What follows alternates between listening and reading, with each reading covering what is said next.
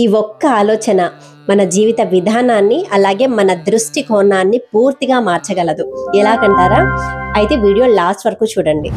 So మనం గుర్తుపెట్టుకోవాల్సింది, హీరోని ఎవ్వరు మొదటి సీన్లోనే గుర్తించరు, కానీ ఆ చివరి సీన్ అదే ఈ ప్రపంచాన్ని నిలబెడుతుంది. సో ఇప్పటి నుండి మీ జీవితాన్ని ఒక సినిమా లాగా చూడడానికి రెడీ అవ్వండి. సో ప్రతిరోజు రిపీట్ అవుతున్న మీ బోరింగ్ లైఫ్కి ఫుల్ స్టాప్ పెట్టండి. ఈ రోజు నుంచి మీ స్టోరీ మీరే డైరెక్ట్ చేయాలి. లైఫ్ ఒక సినిమా అయితే మీ ఎంట్రీ ఇప్పుడే మొదలైంది. Every emotion is a passing scene, so don't hold it too long. ఎవరు నిన్ను గమనించకపోయినా, మీకు ఎవరు సపోర్ట్ చేయకపోయినా, మీ జీవితంలోని ఎవ్రీ స్ట్రగుల్కి ఒక మీనింగ్ ఉంటుంది. ఇది మీ సినిమా. నిజంగా జీవితాన్ని సినిమా లాగా చూడగలిగితే మనసు ఎంతో తేలికగా అనిపిస్తుంది. మనము ఒక థియేటర్కి వెళ్ళామనుకోండి, ఒక సినిమాలో ఎన్నో బాధాకరమైన సీన్లు ఉంటాయి, ఎంతో కష్టతరమైన సీన్లు కూడా ఉంటాయి. చివరిగా ఏదో బాధ కలిగించింది ఆ సీన్ అనేసి మనం అక్కడితో ఆపేస్తాం ఆ సినిమా.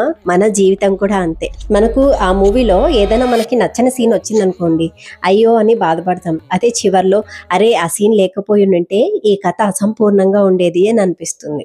ఏదో కష్టం వచ్చిందని, ఏదో బాధ వచ్చిందని మన లైఫ్ని అక్కడితో ఆగిపోకూడదు. ఇన్కోర్స్ ఎవరి లైఫ్లో వాళ్ళే హీరో. అందులో మనం ఏ పాత్ర పోషిస్తున్నాము అనే దాన్ని బట్టే మన లైఫ్ ఉంటుంది. మంచి మార్గంతో అలాగే సేవా భావనతో ఉన్నామనుకోండి, మన జీవితానికి ఒక పరిపూర్ణత ఉంటుంది. అప్పుడు మనమే మన లైఫ్లో ఒక హీరో.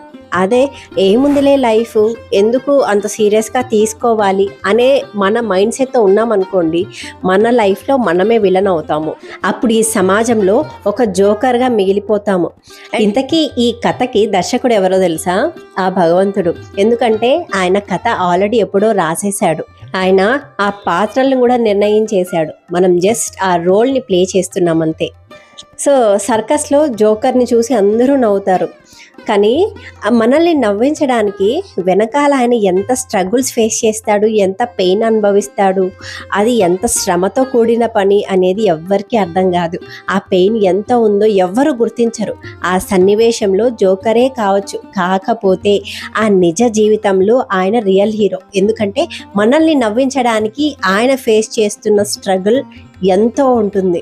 సో ఈ కాన్సెప్ట్ మీతో చర్చించడం వెనక ఉన్న ముఖ్య ఉద్దేశం ఏంటంటే, ఈ సినిమా లాగా మన జీవితం కూడా గడిచిపోతుంది. ఇది తెలుసుకున్న వారే జీవితంలో ప్రశాంతంగా ఉండగలరు.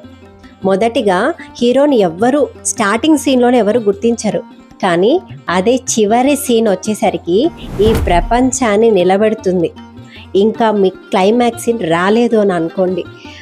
మన ఆధ్యాత్మిక అన్వేషణలో ఈ ప్రతి టాపిక్ చేయడం వెనక ఎంతో కారణం ఉంటుంది.